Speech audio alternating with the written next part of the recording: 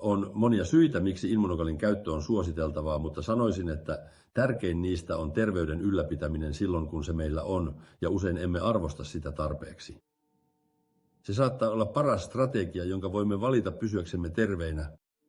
Aikuisille suositellaan ottamaan 2 annospussia päivässä esimerkiksi smoothien joukossa tai muulla tavalla, kun taas lapsille riittää pienempi määrä, todennäköisesti 1 annospussi. Tämä saattaa olla paras strategia sairastumisen ehkäisemiseksi. Toiseksi tärkein syy on tietenkin terveyden palauttaminen silloin, kun olemme sen menettäneet. Tällöin meidän täytyy lisätä immunokalin annostusta 2, 3 tai jopa 4 smoothien päivässä, joissa jokaisessa on 2 annospussia. Ei voi olla yhtä ja samaa annostusta kaikille ja kaikkiin tilanteisiin.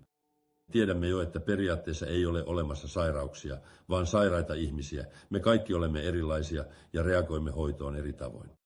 Joillekin 2 smoothieta päivässä, joissa kummassakin on 2 annospussia, saattaa olla riittävä määrä. Toiset tarvitsevat 3 smoothieta vakavien sairauksien aikana, ja jos emme saa toivottua vastetta tai vaste on odotettua heikompi, ei ole mitään haittaa nostaa annosta jopa 4 smoothien, joissa jokaisessa on 2 annospussia päivässä. Muistetaan, että kyseessä on luonnontuote, jolla ei ole sivuvaikutuksia eikä se voi olla myrkyllinen. Meidän täytyy siis säätää annostusta potilaan sairauden ja potilaan itsensä mukaan, ja meidän on seurattava, miten annoksen suurentaminen tai pienentäminen vaikuttaa potilaan vointiin. On todella mielenkiintoista, miten glutationin avulla voidaan neutraloida vapaita radikaaleja sairastuessamme, ja tämä voi olla merkittävä apu terveyden palauttamisessa. Ja lisäisin vielä, että vakavien sairauksien kohdalla emme koskaan saa luovuttaa.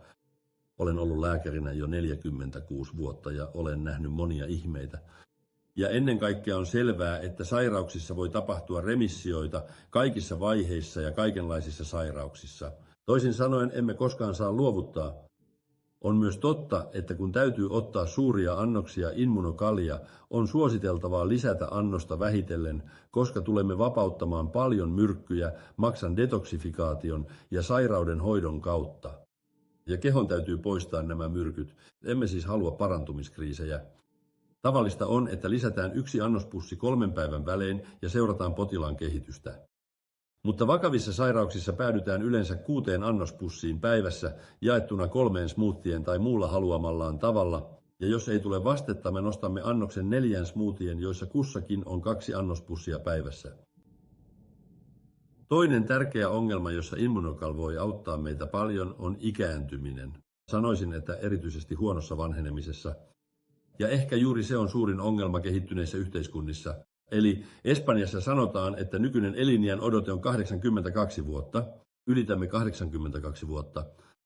Mutta jos tarkennamme näitä lukuja, jos poistamme niistä lapsikuolleisuuden, nuorten kuolemat, liikenneonnettomuudet ja ne, jotka menehtyvät ennenaikaisesti, on olemassa toisia lukuja, jotka ovat paljon pelottavampia. Ja ihmiset, jotka täyttävät 60 vuotta, suurin osa heistä elää yli 90-vuotiaiksi. Ja ne, jotka täyttävät 70, suurin osa heistä elää yli 95-vuotiaiksi. Ja juuri tämän demografisen muutoksen vuoksi, eli koska syntyvyys on vähäistä ja eliniän odote hyvin pitkä, meidän täytyy pyrkiä siihen, että elämme loppuun asti omatoimisina, nauttien elämästä ja hyvässä kunnossa. Ja uskon, että myös immunokal voi auttaa meitä tässä asiassa merkittävällä tavalla. Siksi on monia syitä neutraloida näitä vapaita radikaaleja, joita tuotamme päivittäin ja jotka kannustavat meitä käyttämään immunokalia.